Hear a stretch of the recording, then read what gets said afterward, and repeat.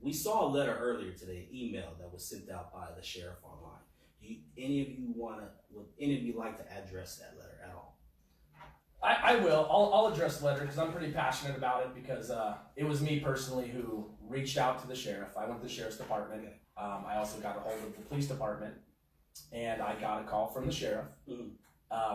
He said, "Well, what's going on? You came down to the sheriff's department. I heard you wanted to talk." Right. I said, "Yeah, I did. We started this forum, and it got really big. Right. And I'm saying we're trying to manage it as much as we can, but we have a little.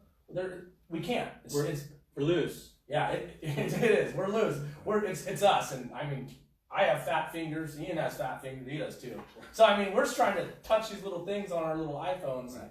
So to get back to it, so McGreeny called me and said we started talking, and he said, "So what's going on?" I kind of told him what we were about, and told him, we're here to keep the peace. We're here to back you guys up, but we're here to keep the First Amendment rights for everyone. Let everyone have their platform to speak. We want them to be able to have their platform so they're heard. Right.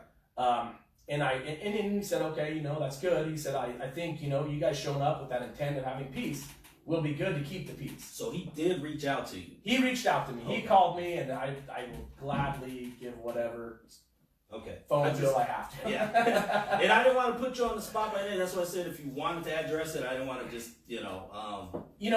And there's he didn't say show up, I want you here. Sure. That's okay. never what he said. Okay. But he said that, yes, our presence would be good to keep the peace since that's what we're here for. It was welcome. It was welcome. Okay. Now, the statement, I completely, it sent me off the edge. I had to call Ian to have Ian kind of calm me down. Yeah. Because, Me? What are your thoughts on it, Ian? Well, it was bullshit. Okay. Yeah, I don't. Love transparency, by the way, miss. Sorry. You don't have to pause with me. Yeah, I'm not really a PC guy, so the whole way it went down, we didn't really like it, and the way he said that we were welcome. Right. And then today it said we weren't, and I don't like the way that went down. Gotcha. Now, have you guys tried to reach out to him after reading the email or anything like that? Because information like that, I can imagine, is something else that can also make you, that can also bring negative attention to why you guys are there and make it unclear. So people who don't know who you are, they're looking at you thinking, oh man, these guys are militia. They out here, they want to stir up trouble. Because that's what I thought. I lumped everyone together. And, I had like my signals were on that night. So, Rightfully so.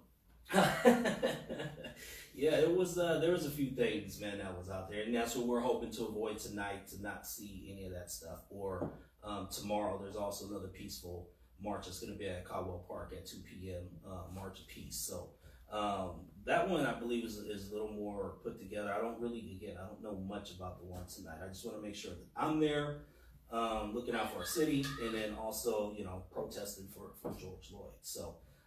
Not the rabbit trail. So you tried to reach out to the sheriff? Yeah, so I went to the sheriff's department this morning after I actually got in contact. I tried to contact every group and try to get everyone to kind of unite, whether it was the militia groups, whether it was your guys' group, whether it was the two, Tanisha and Jasmine. I reached out to them, sent them my phone number, sent them all my information, contact me.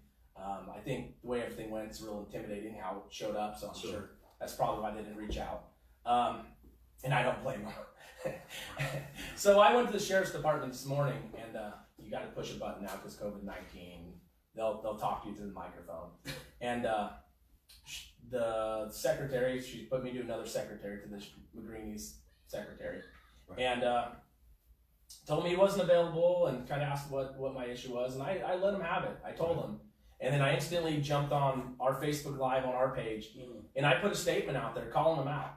Right. I told him, I let him know that, it was strategically planned. Right. And if he's saying that he wasn't working with anyone, it kind of like what you touched on. Bullshit. It was, yeah. Real quick. So when you say working, we got about 2 minutes. 2 minutes. We're gonna pause it and then we're gonna roll back through. So, okay. So real quick, let me get this one question out real quick. When you say working with someone, you believe that he was working with another group, another militia, another...